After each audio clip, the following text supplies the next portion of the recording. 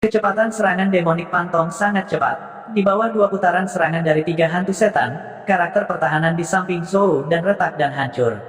Dia hanya memiliki 5 karakter pertahanan di sampingnya. Paling-paling, dia bisa menangani 8 atau 9 putaran serangan dari demonik Pantong.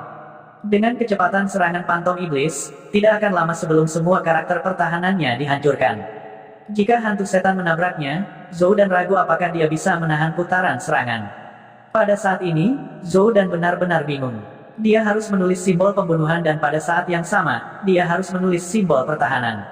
Meskipun Zhou dan adalah ahli kaligrafi, dan tulisan kursifnya sudah pada tingkat ahli tinta dan kuas, dia tidak bisa lagi terlalu peduli ketika dia menulis dengan begitu berkembang. Setiap kata yang dia tulis bengkok dan tidak lagi memiliki perasaan yang kuat dan kuat. Biasanya, Zhou dan tidak akan pernah menulis karakter tingkat rendah seperti itu. Pada saat ini, dia telah mendorong esensi klasiknya hingga batasnya. Bagaimana dia bisa peduli apakah tulisannya bagus atau tidak? Meskipun Zhou dan mendorong kecepatan menulisnya hingga batasnya, dia tidak dapat mengikuti laju konsumsinya. Karakter kill di 13 Absolute Killing Array berkurang satu persatu, dan karakter defense melemah satu persatu. Hanya ada satu karakter defense yang tersisa. Karakter defense ini hanya bisa menahan 2 putaran serangan dari Sky Demon Pantong. Dengan kecepatan serangan dari Sky Demon Pantong, hanya butuh beberapa saat untuk menghancurkan karakter pertahanan ini. Pada saat ini, Zhou dan tidak lagi setenang sebelumnya. Dia mengatupkan giginya saat jejak keraguan muncul di hatinya. Dia telah mempersiapkan untuk waktu yang lama untuk kompetisi puncak ini. Pada saat yang sama, dia juga memahami gerakan yang sangat kuat. Namun, dia awalnya berencana untuk menggunakan langkah ini untuk melawan murid langsung. Semakin awal dia mengungkapkan kartu asnya, semakin rendah peluangnya untuk memenangkan kompetisi puncak. Jika dia mengungkapkan langkah ini, itu pasti akan menarik perhatian para murid langsung, dan mereka akan memikirkan tindakan balasan. Inilah alasan mengapa Zhou dan ragu-ragu. Mengakui kekalahan hanya akan mengakhiri kemenangan beruntunnya, dan dia masih memiliki kesempatan untuk melawan. Namun, Zhou dan segera menolak ide ini. Dengan jalan seorang pria yang dia kembangkan, dia tidak akan pernah membiarkan situasi seperti itu terjadi. Dia benar, dan dia tidak akan mengambil jalan memutar karena bahaya dunia. Jika dia menyerah dan mengakui kekalahan karena ide ini, itu mungkin akan menjadi iblis di hatinya selama sisa hidupnya. Dia tidak akan bisa memaafkan dirinya sendiri, dan bagaimana dia bisa mengembangkan jalan seorang pria di masa depan. Saya tidak pernah berpikir bahwa saya akan dipaksa untuk menggunakan langkah ini dalam kompetisi grup. Zhou dan tiba-tiba menghela nafas panjang. Pada saat ini, aura dalam tubuh Zhou dan tiba-tiba melonjak. Bahkan desahannya memberi orang rasa penindasan yang tak ada habisnya. Kemudian, aura besar meledak dari tubuhnya. Zhou dan dengan santai menambahkan formula karakter pertahanan.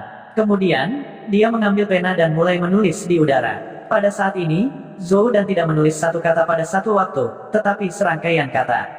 Jika ada orang yang berpengetahuan, mereka pasti akan bisa mengenali apa yang dia tulis.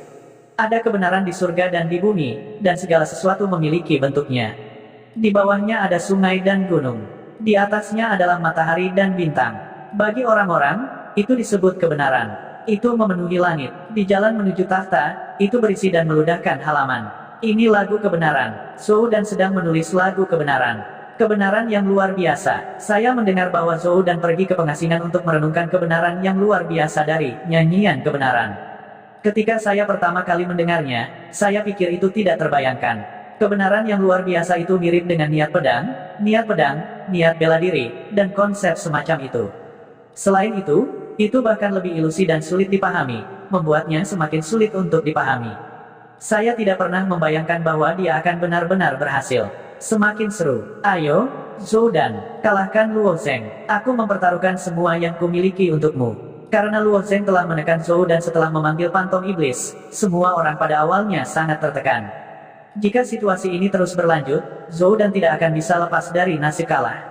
Tetapi tidak ada yang menyangka bahwa ketika Zhou dan hanya memiliki satu formula karakter pertahanan, dia akan menulis lagu kebenaran.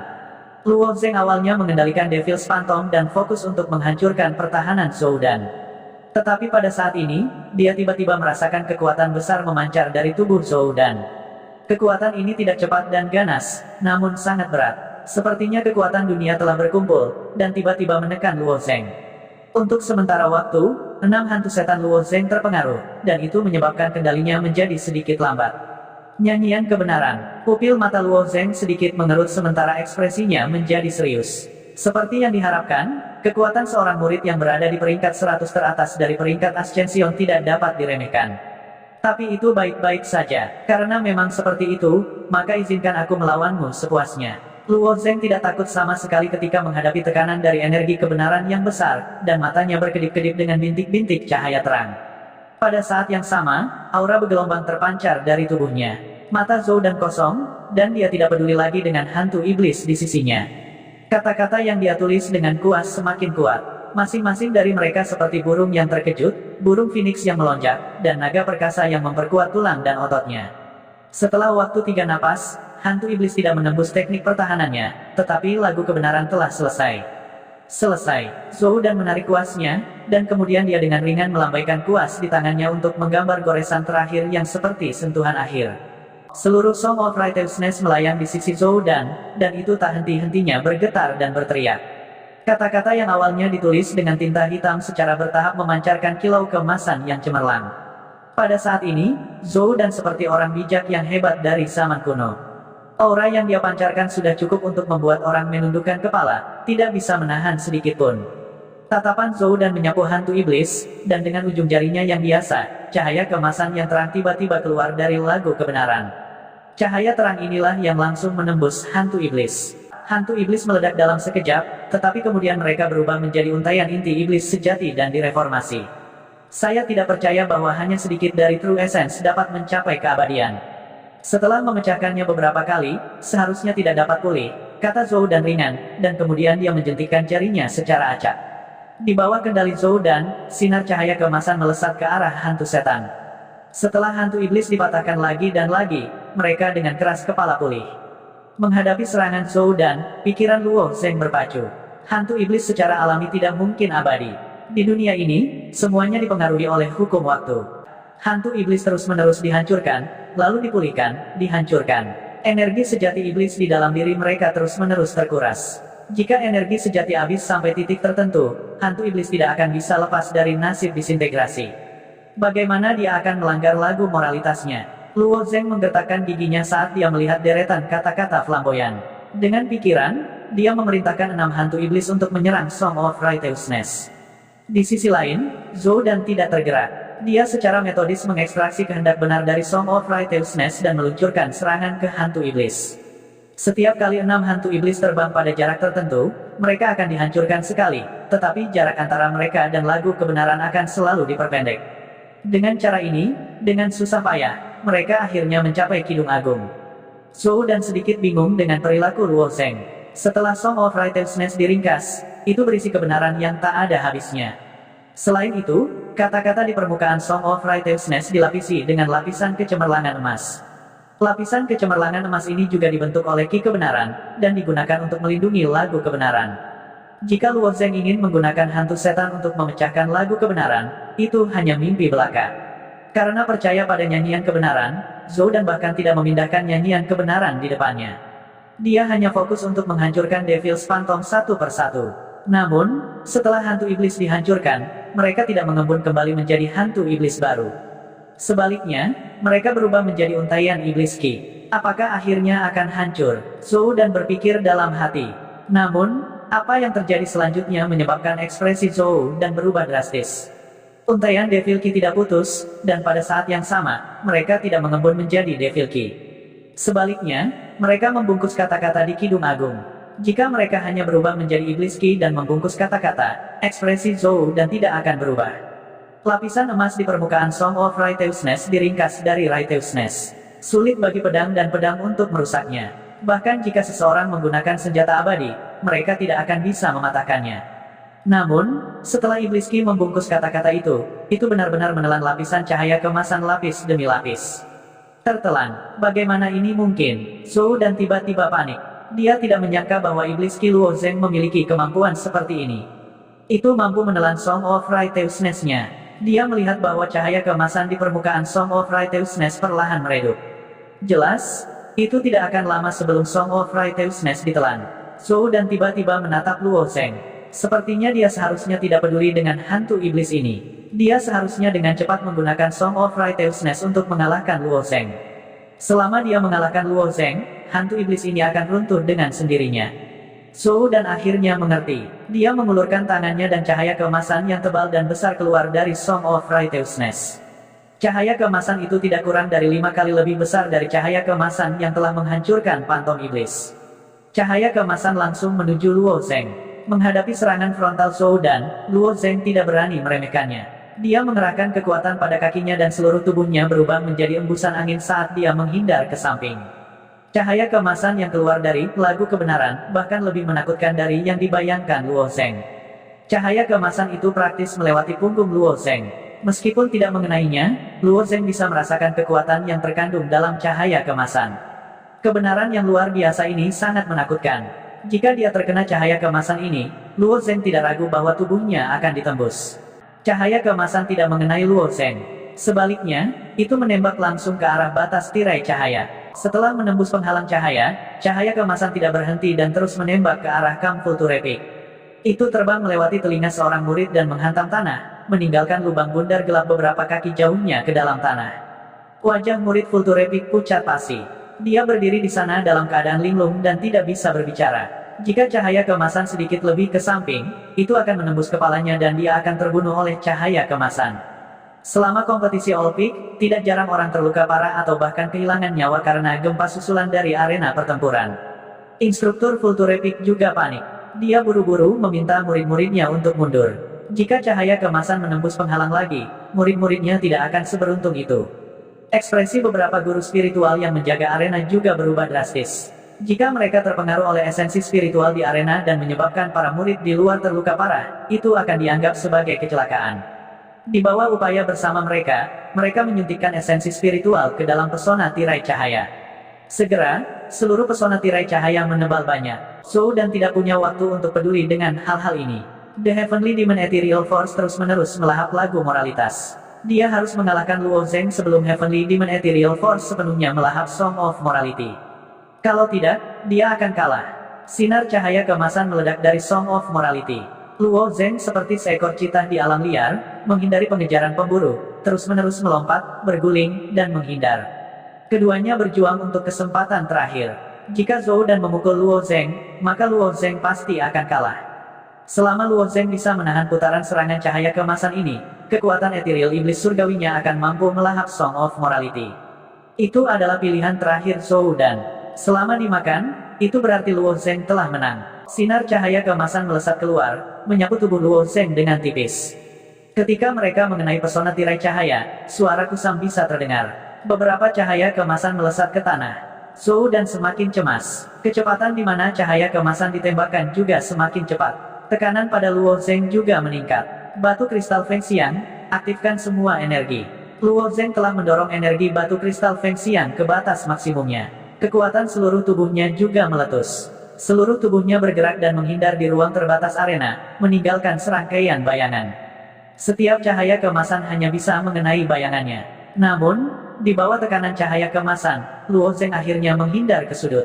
Ekspresi Luo Zheng tiba-tiba berubah. Ada cahaya keemasan yang menembaki dia dari kedua sisi, juga dari atas. Meski kecepatannya sangat cepat, Zhou Dan masih bisa menentukan jalan buntu Luo Zheng. Dapat dikatakan bahwa Luo Zheng tidak punya tempat untuk bersembunyi. Satu-satunya jalan keluar adalah bergegas menuju Zhou Dan. Tetapi jika Luo Zheng berhadapan langsung dengan Zhou Dan, selama Zhou Dan menambahkan sinar cahaya kemasan, Luo Zheng pasti akan kalah. Tidak ada pilihan, aku hanya bisa mengambil risiko. Pada saat ini, tidak ada waktu bagi Luo Zheng untuk berpikir. Dia menginjak kakinya dan seluruh tubuhnya berubah menjadi panah tajam yang melesat ke depan. Zhou Dan mengungkapkan senyum tipis di wajahnya. Kecepatan Luo Zheng memang sangat cepat, tetapi dia memiliki kelemahan yang sangat besar, dia tidak memiliki variabel. Namun, kurangnya variabel tidak dapat disalahkan pada Luo Zheng, karena Luo Zheng belum mengembangkan teknik gerakan apapun sampai sekarang. Oleh karena itu, meskipun kecepatan Luo Zheng cepat, Zhou Dan mampu memprediksi arah di mana Luo Zheng akan menghindar terlebih dahulu. Dia telah merencanakan ke depan dan memaksa Luo Zheng ke sudut. Langkah Luo Zheng selanjutnya adalah bergegas ke arahnya dalam situasi di mana dia tidak bisa mengelak. Zhou Dan sudah menghitung di dalam hatinya. Selama dia memblokir jalan di depannya, Luo Zheng tidak akan memiliki jalan keluar dan dia pasti akan kalah. Aku tidak menyangka akan begitu sulit untuk menang, Zhou Dan menghela nafas. Kemudian, dia menembakkan sinar terakhir dari cahaya keemasan. Cahaya keemasan ini menghalangi jalan terakhir Luo Zheng. Namun, ketika Zhou Dan berpikir bahwa pertempuran telah berakhir, Luo Zheng tiba-tiba menggunakan gerakan kaki yang aneh. Langkah pedang. Memang benar bahwa Luo Zheng tidak mengembangkan teknik gerakan apapun. Sebenarnya, sword steps bisa dianggap sebagai setengah dari teknik gerakan. Ketika Zhou Dan melihat Luo Zheng menggunakan sword steps, pupil matanya tiba-tiba menyusut. Bukannya dia tidak tahu bahwa Luo Zheng tahu langkah pedang. Dia telah hadir selama pertempuran antara Luo Zheng dan Zhuge Si, jadi pertempuran itu masih jelas di benaknya. Namun, langkah pedang Luo Zheng tidak menarik perhatian Zhou Dan. Ini karena Zhou Dan bukan pendekar pedang dan tidak tahu rahasia langkah pedang. Seperti kebanyakan orang, dia berpikir bahwa langkah pedang Luo Zheng hanyalah tipuan. Terlebih lagi, Luo Zheng dan Zhou Dan sama sekali tidak menggunakan sword steps selama pertempuran sebelumnya. Zhou Dan sudah lama melupakan sword steps di tengah pertempuran sengit. Pada saat ini, hati Zhou Dan tenggelam ketika dia melihat Luo Zheng tiba-tiba menggunakan sword steps. Tidak ada keraguan tentang kekuatan Luo Zheng. Karena dia menggunakan langkah pedang, itu berarti dia telah merencanakannya sejak lama. Benar saja, setelah Luo Zheng mengambil langkah maju yang aneh, tubuhnya berputar dan berbalik, dan dia segera melewati cahaya keemasan terakhir. Kemudian, Luo Zheng terus menyerang Zhou Dan dengan langkah yang sangat aneh. Pada saat yang sama, lapisan cahaya keemasan di permukaan Song of Morality akhirnya terkikis oleh Heavenly Demon True Vitality. Kemudian, seluruh Song of Morality dilahap oleh Heavenly Demon True Vitality. Zhou Dan tidak punya waktu untuk mengagumi kecepatan Heavenly Demon True Vitality yang melahap Song of Morality. Apa yang harus dia hadapi adalah kekuatan surgawi bawaan Luo Zheng. Harus dikatakan bahwa bahkan di bawah kekalahan telak seperti itu, Zhou Dan masih mempertahankan sikapnya yang sopan. Dia berdiri di tempat yang sama dan tidak panik dalam menghadapi bahaya.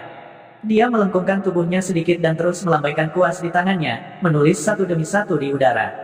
Namun, seberapa cepat kecepatan serangan Luo Zheng? Formula pertahanan Zhou Dan seperti bendungan dalam bahaya yang akan segera terjadi. Dalam sekejap, itu dihancurkan oleh tinju keras Luo Zheng. Setelah menerobos rumus pertahanan Zhou Dan, Luo Zheng melemparkan pukulan lagi tepat ke wajah Zhou Dan. Zhou Dan tahu bahwa dia telah kalah, jadi dia menutup matanya dan tidak menghindar. Namun, pukulan Luo Zheng akhirnya berhenti di depan Zhou Dan. Itu kurang dari 1 inci dari hidung Zhou Dan. Aku akan memberimu kesempatan untuk mengakui kekalahan, kata Luo Zheng dengan serius. Zhou Dan membuka matanya dan tersenyum. Saudara Luo Zheng, Anda sangat pemaaf ketika Anda berada di atas angin. Anda memiliki sikap seorang pria terhormat. Saya, Zhou Dan, mengaku kalah. Setelah mengatakan itu, sebuah kerugian adalah kerugian yang terbuka dan di atas papan. Ini adalah cara Zhou Dan menjadi seorang pria terhormat. Akan sangat bagus jika dia bisa menang, tetapi jika dia benar-benar kalah, dia seharusnya tidak mempermasalahkannya. Dia tidak meminta semuanya berjalan sesuai keinginannya, tetapi dia ingin memiliki hati nurani yang bersih. Setelah wasit mendengar kata-kata Zhou Dan, dia segera mengumumkan, Luo Zheng dari Little Rain Peak menang. Zhou Dan dari Black Rock Peak kalah. Dia kalah begitu saja, begitu cepat. Konfrontasi terakhir antara Luo Zheng dan Zhou Dan hanya berlangsung sepersekian detik. Kecepatan Luo Zheng juga sangat cepat, sehingga banyak murid bahkan tidak punya waktu untuk bereaksi. Apa yang kamu tahu? Cara Zhou Dan menjadi seorang gentleman adalah tentang permainan seorang gentleman. Dia tidak berlebihan, apalagi dengan temperamen Zhou Dan, jika dia mengaku kalah, dia pasti tidak akan bisa mengalahkan Luo Zheng. Aku butuh poinku. Aku kehilangan lebih dari 800 poin. Seorang murid mengungkapkan ekspresi yang sangat menyakitkan. Lebih dari 800 poin, itu lebih dari 1.600 batu kristal persegi. Bahkan untuk murid rumah tangga pemilik tanah, itu adalah jumlah aset yang cukup besar. Dia bertaruh pada Zhou Dan sekarang dia tidak punya uang.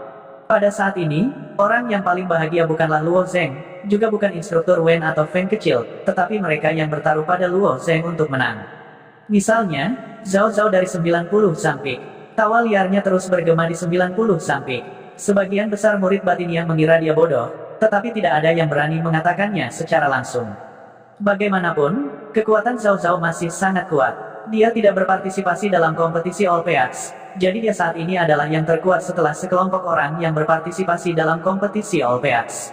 Meskipun Zhao Zhao juga merasa sangat bodoh baginya untuk berdiri di sana dan tertawa terbahak-bahak seperti ini, tetapi pada saat ini, hatinya mekar dengan sukacita, dan dia tidak bisa menahan tawa. 1.200 kristal persegi dengan kecepatan 1:9. Luo Zheng memenangkan ronde ini, dan kekayaan bersih Zhao Zhao melonjak 9 kali lipat, yang berarti dia sekarang memiliki lebih dari 10.000 batu kristal kubik. Di masa lalu, ini adalah sejumlah besar uang yang bahkan tidak berani dipikirkan oleh Zhao Zhao, tetapi sekarang dia memilikinya. 10.000 batu kristal kubik, hanya dengan memikirkannya membuat napas Zhao Zhao menjadi lebih cepat. Terus bertaruh pada Luo Zheng. Sekarang Luo Zheng telah mengalahkan Zhou Dan, kemungkinannya pasti akan turun. Bagaimanapun, ini adalah pertempuran yang sulit, dan Luo Zheng telah sepenuhnya membuktikan kekuatannya. Tidak ada dealer yang cukup bodoh untuk memberi Luo Zheng peluang lebih tinggi, atau dealer akan kehilangan begitu banyak sehingga mereka bahkan tidak bisa memakai celana mereka. Bahkan jika kemungkinannya adalah 1:2, 10.000 batu kristal kubiknya bisa menjadi 20.000 batu kristal kubik, tidak mudah bagi Luo Zheng untuk memenangkan pertempuran ini. Namun, Luo Zheng tidak menggunakan kekuatan penuhnya dalam pertempuran ini. Dia hanya menampilkan tinju setan langit. Efek pertempuran dari Sky Devil Phantom ternyata sangat bagus. Bahkan Luo Zheng sendiri sedikit terkejut. Meskipun dia telah merencanakan untuk menggunakan tinju setan langit, setelah memasuki babak kompetisi berikutnya, dia tidak akan mampu melawan seseorang seperti Zhou Dan hanya dengan mengandalkan tubuh fisik dan kekuatan absolutnya. Adapun murid-murid puncak Xiaoyu, mereka juga sangat terkejut bahwa Luo Zheng bisa menang melawan Zhou Dan. Namun, kemenangan berturut-turut Luo Zheng telah membalikkan spekulasi mereka. Penampilan mengerikan Luo Zheng telah membuat mereka sedikit mati rasa. Jadi ketika Luo Zheng berjalan, instruktur Wen tidak tahu harus berkata apa dalam pikirannya untuk memberi selamat padanya. Pada akhirnya, dia hanya tertawa dan meraih bahu Luo Zheng. Luo Zheng, kamu benar-benar bintang keberuntungan puncak Xiaoyu kami. Mungkin karena Luo Zheng, nasib puncak Xiaoyu benar-benar berubah. Dari bagian bawah 33 puncak ke puncak 33 puncak, itu seperti bagaimana Luo Yan memimpin Jade Maiden Peak untuk melampaui puncak lainnya, mendorong Jade Maiden Peak sampai ke tempat kedua dari 33 puncak. Sekarang, tidak ada yang terlalu meragukan kekuatan Luo Zheng. Sebelumnya, Zhou Dan Zugesi berbeda. Meskipun Zugesi berada di negara pencerminan dewa, Zugesi adalah salah satu yang lebih lemah di negara pencerminan dewa. Tapi siapa Zhou Dan, murid teratas dari Black Rock Peak? Puncak tebing hitam juga merupakan puncak tertinggi kedua. Ini berarti Luo Zheng sudah berada di puncak sekte dalam sekte awan biru. Terlepas dari waktu, akan selalu ada keraguan. Mungkin Zhou Dan bersikap lunak padanya. Seorang murid membalas dengan enggan. Begitu kalimat ini keluar, sekelompok besar orang memandangnya seolah-olah dia idiot. Bagaimana Zhou Dan bisa bersikap lunak padanya? Selain itu, bahkan jika dia melakukannya, apakah dia akan bersikap mudah pada seniman bela diri tahap kedua Xiantian? Bahkan jika dia menggunakan jari kakinya untuk berpikir, itu tidak mungkin. Selain itu, Zhou Dan mengolah cara seorang pria terhormat. Dia memiliki hati nurani yang bersih, jadi semakin tidak mungkin baginya untuk bersikap mudah dan mengakui kekalahan. Zhou Dan bahkan telah merilis jurus pembunuhan terkuatnya, Song of Righteousness, dan masih belum bisa mengalahkan Luo Zheng. Orang hanya bisa membayangkan kekuatan Luo Zheng. Setelah serangkaian pertandingan, babak penyisihan grup akhirnya berakhir. Pada akhirnya, Luo Zheng juga bertarung dalam dua pertempuran. Satu melawan lawan di alam kesempurnaan besar Xiantian, dan yang lainnya melawan lawan di alam refleksi dewa. Kedua lawan memilih untuk langsung mengaku kalah tanpa terkecuali. Lelucon apa? Bahkan Zhou Dan tidak bisa berurusan dengan seseorang, bagaimana mereka bisa menjadi lawannya? Jika kedua orang ini bertemu Zhou Dan, mereka akan langsung mengaku kalah. Sekarang setelah mereka bertemu Luo Zheng, mereka mengakui kekalahan dengan lebih lugas. Setelah babak penyisihan grup berakhir, lebih dari setengah dari 600 murid yang berpartisipasi dalam kompetisi tersingkir, dan sekarang tersisa kurang dari 200 orang. Dan putaran kompetisi selanjutnya adalah kompetisi rotasi. Sistem kompetisi rotasi sangat mirip dengan penyisihan grup, tetapi perbedaan terbesar adalah bahwa murid langsung bergabung. Kekuatan murid langsung di Sekte Awan Biru selalu seperti legenda. Sejauh ini, dalam kompetisi All Peak Blue Cloud Sect, mayoritas murid langsung Blue Cloud Sect memenangkan tempat pertama di All Peak Competition. Ketika dibesar-besarkan, mereka bahkan langsung menyapu tempat pertama dan ke-10. Hanya dari titik ini, orang bisa membayangkan betapa menakutkannya seorang murid langsung. Setelah pertempuran tadi, Luo Zheng berbaring di tanah untuk bermeditasi dan beristirahat. Meskipun dengan fisik Luo Zheng, kemampuan pemulihannya sangat kuat, tetapi di All Peak Competition, ia harus mengeluarkan kondisi puncaknya untuk menghadapi setiap pertempuran. Belum lagi dalam pertempuran berikutnya, dia sangat mungkin menghadapi murid langsung. Di putaran pertama kompetisi rotasi, sudah ada pertarungan murid langsung. Kali ini, itu adalah seorang pria muda yang mengenakan jubah kuning. Ini Wang Yun. Wang Yun keluar di babak pertama, kompetisi All Pick tahun ini benar-benar layak ditonton. Sejak Wang Yun berpartisipasi dalam kompetisi All Pick dengan kekuatan tahap kedua Xiantian 3 tahun lalu, dia menghilang dari Sekte Awan Biru. Aku tidak menyangka dia akan muncul lagi setelah 3 tahun. Aku tidak tahu harus bagaimana, sejauh mana kultivasinya telah tumbuh. Tapi sekarang, Luo Zheng juga berada di tahap kedua Xiantian, dan dia telah mengalahkan Zhou dan menembus 50 besar. Kesenjangan antara yang teratas 100 dan 50 teratas tidak kecil.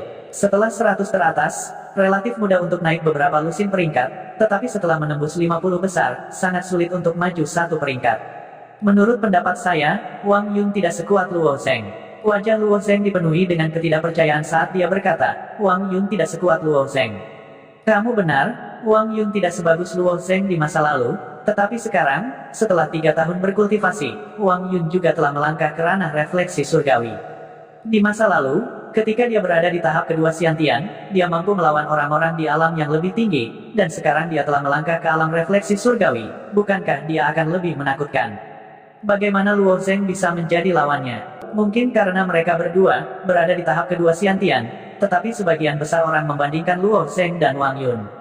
Wang Yun perlahan berjalan ke tepi arena dan menatap Luo Zheng dengan matanya yang tajam. Luo Zheng, aku ingin bertarung denganmu. Semua orang tidak berpikir bahwa Wang Yun akan begitu tajam. Semua orang hanya membandingkan keduanya, tetapi Wang Yun sebenarnya ingin menantang Luo Zheng. Luo Zheng berada di tahap kedua Xiantian, tetapi Wang Yun telah menembus ke ranah refleksi surgawi, jadi mungkin, kekuatannya termasuk dalam murid ranah refleksi surgawi teratas, jadi menantang Luo Zheng sedikit tidak tahu malu. Luo Zheng, tidak setuju. Mentor Wen merendahkan suaranya dan berkata, dia juga tidak berani menyinggung Wang Yun. Meskipun Mentor Wen adalah seorang mentor dari Little Rain Peak, tetapi dalam hal status, Master Wang Yun adalah Master Taois atau seorang penatua, dan statusnya jauh dari sebanding dengan Mentor Wen. Luo Zheng memandang Wang Yun tanpa rasa takut dan berkata dengan acuh tak acuh, apakah saya bertarung atau tidak, saya akan mendengarkan pengaturan Sekte Awan Biru. Kompetisi puncak sesuai dengan aturan, dan jika itu ditugaskan untuk Anda dan saya secara alami tidak akan menolak. Apakah kamu takut? Yakinlah, saya tidak akan membiarkan orang lain mengatakan bahwa saya adalah pengganggu besar. Saya akan menekan kultivasi saya ke tingkat bentuk kehidupan Xiantian, dan bertarung dengan adil dengan Anda. Wang Yun melanjutkan. Mendengar kata-kata Wang Yun, hati Luo Zheng tiba-tiba berkobar. Aku takut. Wang Yun, tahukah kamu apa yang disebut adil?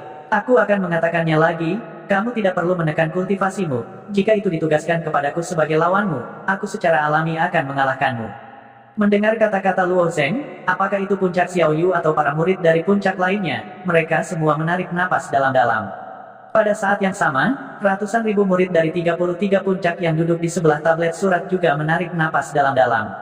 Meskipun murid-murid ini hanya dapat melihat Wang Yun di arena melalui tablet surat, mereka tidak dapat melihat Luo Zheng dari sudut ini, tetapi kata-kata Wang Yun ditransmisikan ke dalam tablet surat.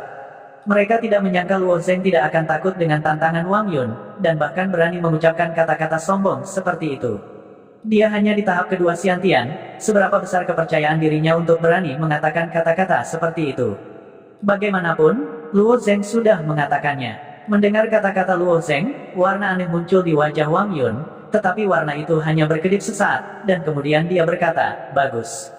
Jika kamu tidak tersingkir di turnamen samsara, kita akhirnya akan memiliki kesempatan untuk bertarung. Tetapi jika Anda bertemu saya dan tersingkir, itu berarti Anda tidak memenuhi syarat untuk bertarung dengan saya. Kata-kata Wang Yun juga sangat sombong, orang harus tahu bahwa Wang Yun juga harus menghadapi banyak pro murid, tetapi logikanya dari kata-katanya adalah, saya tidak akan dihilangkan. Wang Yun memang memiliki modal untuk menjadi sombong, lagi pula, 3 tahun yang lalu, dia telah menunjukkan kekuatan bertarung yang mengerikan, dan pada saat yang sama, dia juga mengalami perasaan tidak berdaya dalam menghadapi pembangkit tenaga listrik tahap kedua Xiantian.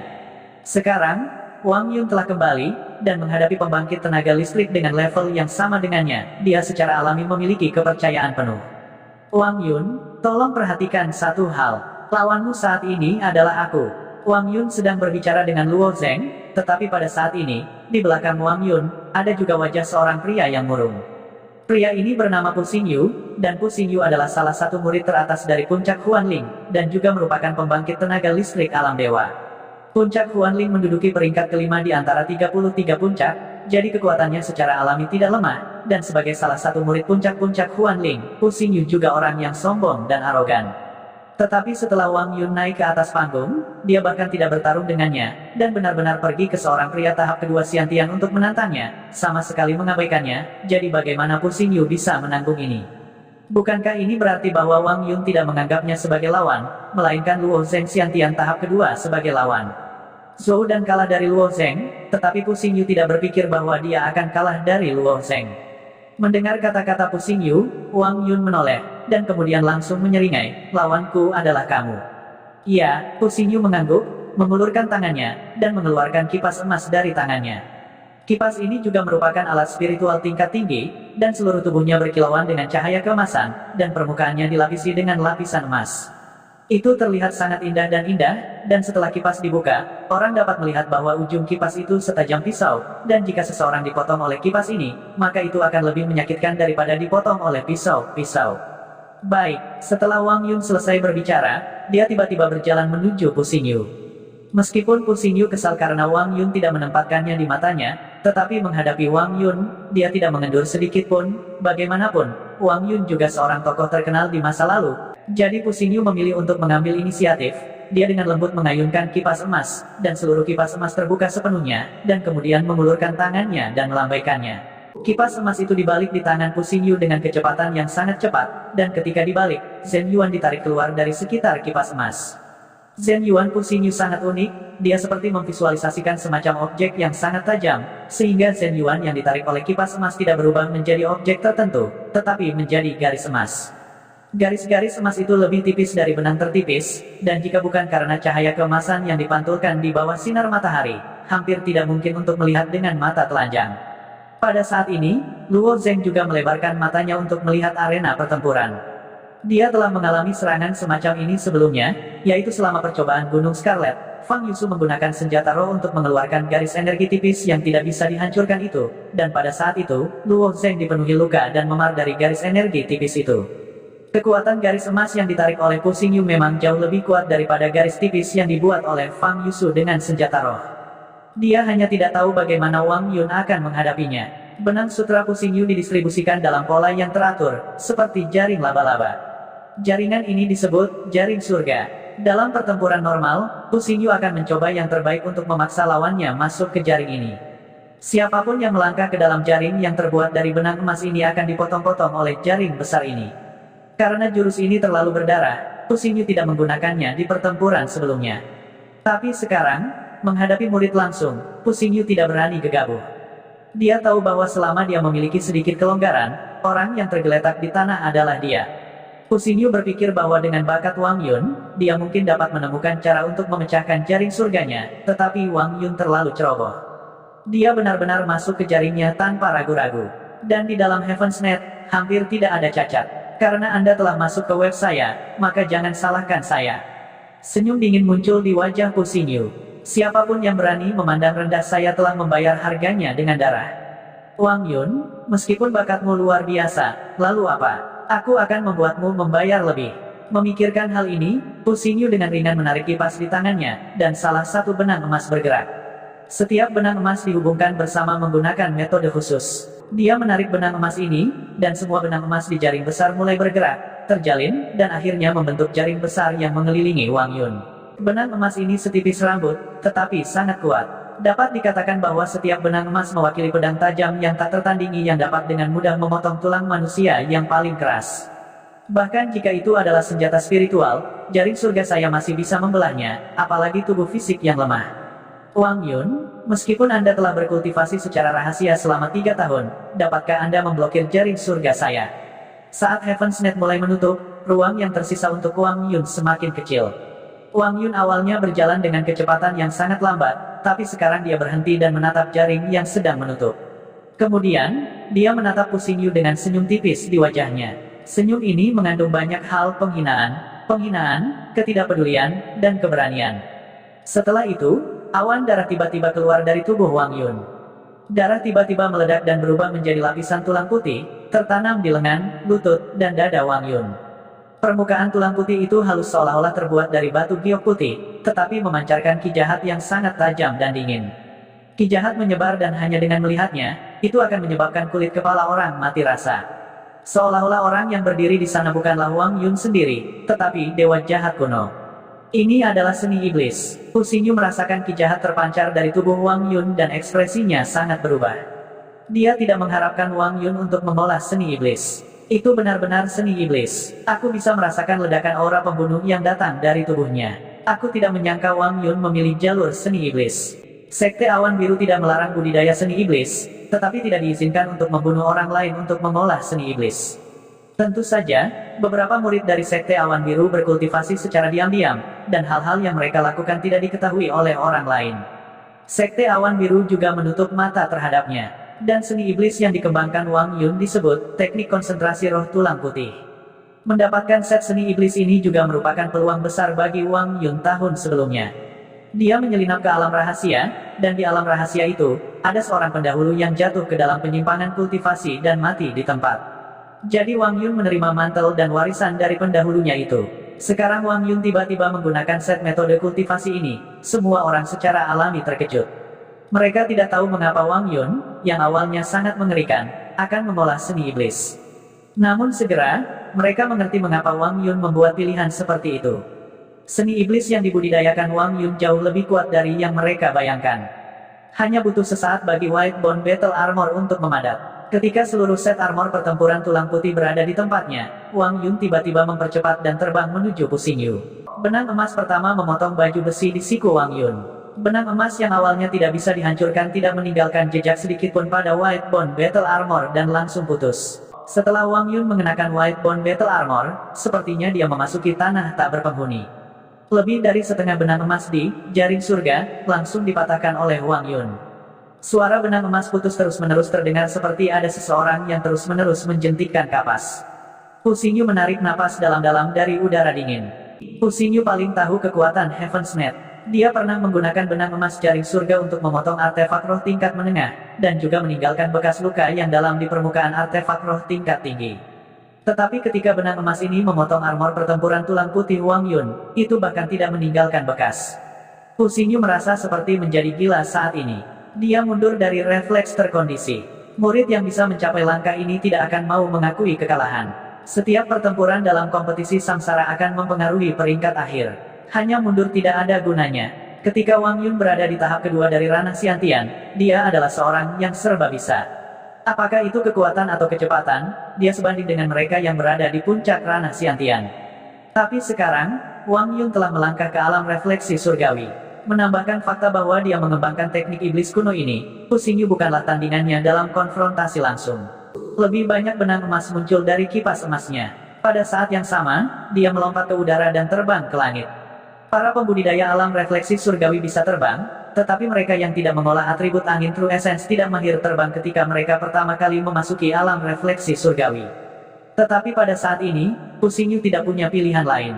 Saat dia terbang, garis-garis emas yang awalnya mewakili kematian terus-menerus diletakkan di belakangnya. Benang emas ini adalah kartu truf terbesar Fu Xingyu. Setiap kali dia menggunakannya, itu hampir selalu berhasil. Tetapi pada saat ini, Fu Xingyu merasakan ketidakberdayaan yang mendalam.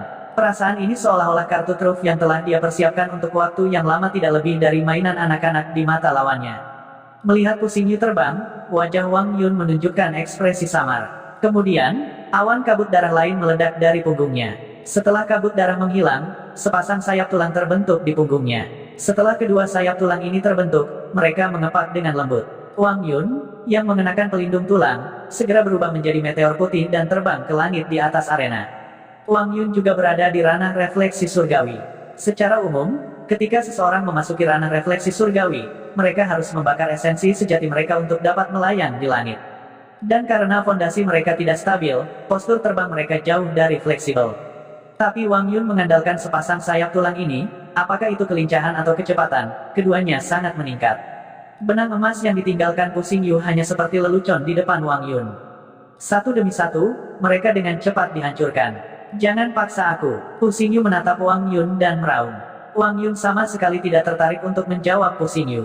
Dia terus terbang menuju Fu Xingyu dengan kecepatan yang sangat cepat. Metode bertarung yang ditampilkan Wang Yun sejauh ini sangat sederhana. Dia hanya mengandalkan pelindung tulang untuk menabrak Fu Xingyu. Namun, semua orang juga tahu bahwa kemampuan metode kultivasi jahatnya tidak hanya mengandalkan pelindung tulang untuk menabrak Pu Xingyu. Namun, Wang Yun merasa bahwa berurusan dengan Pu Xingyu sama sekali tidak sepadan. Pu Xingyu, yang berada di udara, memiliki mata merah. Tangan kirinya menggenggam erat kipas emas itu. Dia mengertakkan gigi dan berkata, "Karena kamu sudah keterlaluan, jangan salahkan aku." Apa yang paling dibenci Pu Xingyu adalah diabaikan oleh orang lain. Jika Wang Yun bertarung dengannya dengan serius di awal, Pu Xingyu akan dengan tenang mengakui kekalahan jika keterampilannya lebih rendah. Namun, Wang Yun ini tidak menempatkannya di matanya sama sekali. Pu Xingyu tidak bisa tetap acuh tak acuh. Dia ingin Wang Yun mengerti bahwa dengan santai meremehkan orang lain harus membayar harganya. Kipas ajaib bunga emas. Kipas emas yang telah disingkirkan Pu Xingyu dibuka lagi. Kemudian, dia tiba-tiba melemparkannya ke arah Wang Yun. Saat dia melemparkannya, Pu Xingyu mengaktifkan skill senjata spiritual dari senjata spiritual kelas atas ini. Di udara, kipas ajaib bunga emas tiba-tiba terbelah menjadi bayangan kipas yang tak terhitung jumlahnya. Setiap bayangan kipas berputar dengan cepat dan semua bayangan kipas dengan keras menebas ke arah Wang Yun. Selain itu, bayangan kipas ini tampaknya memiliki pikiran mereka sendiri saat mereka terbang menuju gabungan armor pertempuran tulang putih Wang Yun. Meskipun White Bone Battle Armor-nya kuat, selalu ada bagian yang tidak bisa dilindungi, seperti sendi lengan, kepala, pinggang, dan lutut. Pu Xingyu berpikir bahwa selama bagian ini dipotong, dia mungkin memiliki kesempatan untuk membalikkan keadaan. Kipas ajaib bunga emas ini bisa mengubah Wang Yun menjadi cacat. Namun, senyum tipis muncul di wajah Wang Yun. Dia masih tidak memiliki niat sedikit pun untuk menghindar. Pada saat yang sama, kabut darah keluar dari tubuhnya. Setelah kabut darah menyebar, seluruh tubuhnya tertutupi oleh armor pertempuran tulang putih. Melihat adegan ini, Pu Xingyu tiba-tiba memiliki rasa pahit di mulutnya. Wang Yun ini memandang rendah saya. Benar saja, ada alasan baginya untuk memandang rendah saya. Hanya set armor pertempuran tulang putih ini saja yang tidak mungkin saya hancurkan. Di dalam White Bone Battle Armor, saya sudah dalam posisi yang tak terkalahkan. Saat memikirkan hal ini, Wang Yun sudah bertabrakan dengan keras dengannya. Kemudian, penglihatan Pu Xingyu menjadi hitam dan dia tidak tahu apa yang terjadi. Pertempuran antara Wang Yun dan Pu Xingyu tidak menggetarkan jiwa, karena dari awal hingga akhir, Wang Yun benar-benar menghancurkan Pu Xingyu. Pu Xingyu tidak memiliki kekuatan sedikit pun untuk melawan. Namun, para murid elit dan pro murid dari 33 puncak yang hadir di tempat kejadian sedang menonton dengan sangat serius. Sebagian besar murid elit dan pro murid tidak menempatkan Pu Xingyu di mata mereka, mereka harus memperhatikan Wang Yun. 3 tahun lalu, Wang Yun menembus 100 besar dengan kekuatan tahap kedua Xiantian, menciptakan keajaiban di Sekte Awan Biru. Meskipun keajaiban ini telah dipatahkan oleh Luo Zheng, tetapi tidak ada yang berani mengabaikan kekuatan Wang Yun. Selain itu, Wang Yun telah diam-diam berkultivasi selama 3 tahun, dan sekarang dia telah memasuki alam refleksi surgawi. Tidak ada yang melihatnya beraksi selama 3 tahun, tidak ada yang tahu kedalaman kekuatannya. Sebagai lawan potensial, tentu saja mereka memilikinya, untuk memperhatikan dia. Sayangnya, Pu Xingyu dikalahkan terlalu cepat. Selain membiarkan Wang Yun memamerkan baju perangnya yang sangat kokoh, itu tidak memainkan peran lain.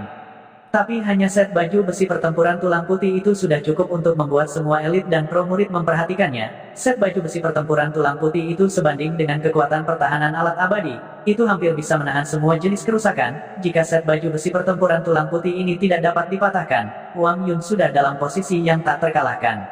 Luo Zheng, yang berada di luar arena, juga diam-diam memperhatikan di dalam hatinya, armor pertempuran tulang putih memang sulit untuk dihadapi, tetapi itu tidak berarti bahwa dia tidak memiliki cara untuk menghadapinya, seperti menggunakan sarana serangan jiwa, atau menggunakan pisau terbang yang rusak. Kekuatan menusuk tajam dari pisau terbang harus dapat menembus baju besi pertempuran tulang putih, tetapi Luo Zheng tidak percaya bahwa Wang Yun hanya memiliki satu kartu truf, semua yang diperlukan untuk akan diuji di arena.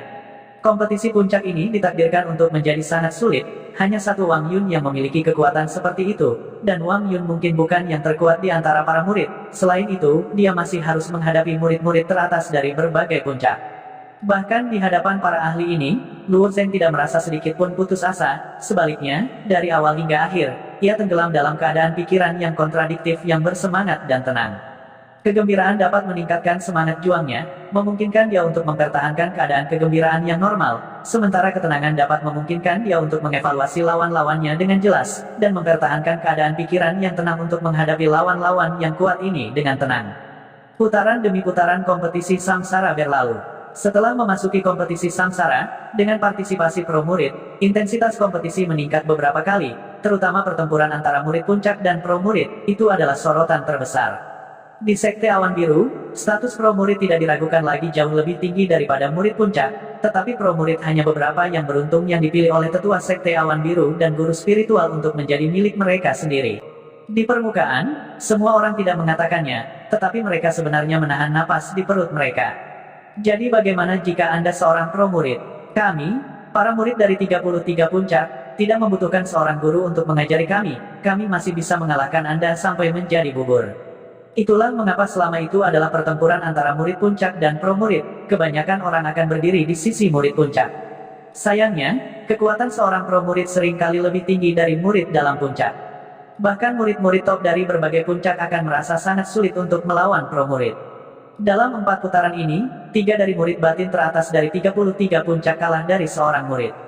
Di ronde kelima, wasit mengumumkan, Luo Zheng dari Little Rain Peak, melawan pro murid Wang Yan Miao. Mendengar nama ini, alis Luo Zheng langsung berdiri seperti 2 pedang tajam. Hari itu di Gunung Api Penyucian, Wang Yan Miao ingin memaksa Luo Zheng untuk berlutut dengan kekuatan besar. Namun, Luo Zheng mengandalkan kekuatan sisik naga dan tubuh fisiknya yang kuat untuk menahan tekanan secara paksa. Selain itu, dia memahami tinju iblis surgawi di bawah tekanan ini. Pada saat itu, bahkan jika Luo Zheng memahami tinju iblis surgawi, dia masih jauh dari lawan Wang Yan Miao. Bagaimanapun, Wang Yan Miao telah memasuki alam refleksi surgawi, sementara Luo Zheng bahkan bukan makhluk hidup Xiantian pada waktu itu. Untungnya, Su Lingyun bergegas pada saat genting itu. Jika tidak, nasib Luo Zheng tidak sulit untuk dibayangkan. Namun, yang membuat Luo Zheng semakin kesal adalah bahwa target orang ini bukanlah dia, tetapi adik perempuannya, Luo Yan. Ketika dia memikirkan hal ini, alis Luo Zheng yang seperti pedang berangsur-angsur rata. Sebaliknya, dia memasang ekspresi suram dan dingin. Sejak dia berpartisipasi dalam kompetisi puncak, Luo Zheng tidak pernah memiliki ekspresi seperti ini. Instruktur Wen dan Zuo Yun, yang berada di sebelahnya, dapat merasakan bahwa ekspresi Luo Zheng tidak terlihat bagus. Dari interaksi mereka dengan Luo Zheng, mereka sudah tahu bahwa dia tidak akan bertindak seperti ini bahkan ketika menghadapi lawan yang sulit. Bahkan jika itu adalah murid pribadinya, Luo Zheng tidak akan mengakui kekalahan dengan mudah. Tampaknya ada alasan tersembunyi di balik perubahan Luo Zheng. Luo Zheng, apakah kamu baik-baik saja? Zuo Yun bertanya dengan hati-hati. Luo Zheng tiba-tiba tersenyum cerah. Aku baik-baik saja. Aku hanya dalam suasana hati yang buruk, jadi aku ingin menghajar seseorang. Mengalahkan seseorang, Zuo Yun menarik napas dalam-dalam dan melihat ke arena yang kosong.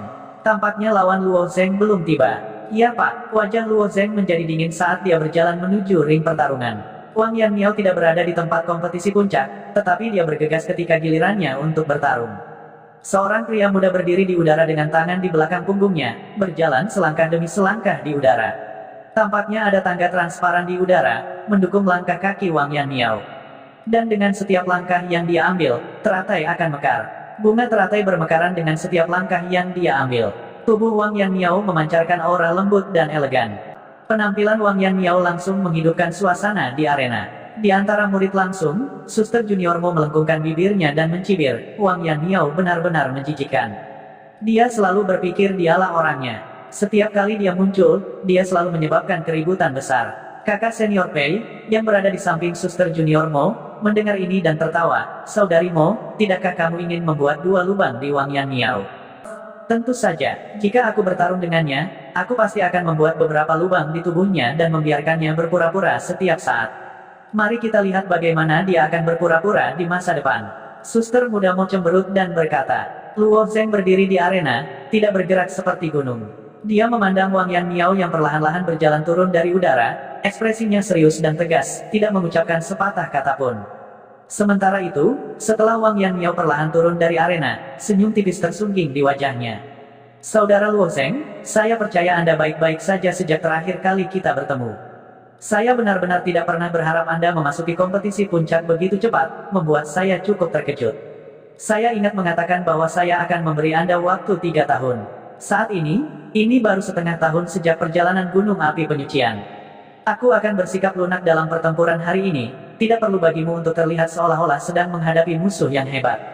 Lemah, seolah-olah kamu menghadapi musuh besar. Luo Zheng mengulangi kata-kata yang diucapkan Wang Yan Miao. Dia tiba-tiba tertawa terbahak-bahak. Hahaha, Wang Yanniao, aku benar-benar mendengar lelucon yang bagus. Wajah Wang Yanniao menunjukkan sedikit keheranan, bertanya, lelucon apa? Nomor 1, aku tidak perlu kamu bersikap lunak. Kamu tidak memiliki kualifikasi. Nomor 2, aku juga tidak seolah-olah menghadapi musuh besar. Hanya saja ketika aku memikirkan tentang bagaimana adik perempuanku Luo Yan masih di Gunung Api Penyucian, sementara Anda adalah katak yang ingin makan daging angsa, memiliki desain pada adik perempuan saya merasa sangat tidak senang. Apakah Anda mengerti? Saya hanya tidak senang, dan bukan, seolah-olah saya menghadapi musuh besar, seperti yang kamu pikirkan. Luo Zeng berkata sambil mencibir. Kata-kata Luo Zeng diucapkan kata demi kata, dan diucapkan dengan sangat jelas. Semua orang mendengarnya dengan jelas. Pada awalnya, mereka merasa seperti Luo Zeng tiba-tiba menjadi sangat arogan, masih sedikit bingung. Dalam pertempuran sebelumnya, kinerja Luo Zeng masih sangat rendah, tidak mengatakan terlalu banyak kata di sepanjang jalan. Namun, saat ini, Luo Zeng tampaknya tiba-tiba menjadi orang yang berbeda, seluruh dirinya menjadi sombong dan tidak masuk akal. Namun, ketika mereka mendengar kata-kata berikut, semua orang langsung mengerti. Pada saat yang sama, mereka tenggelam dalam keterkejutan yang dalam. Terhadap berbagai diskusi semua orang, Luo Zeng tidak mendengarnya sedikitpun.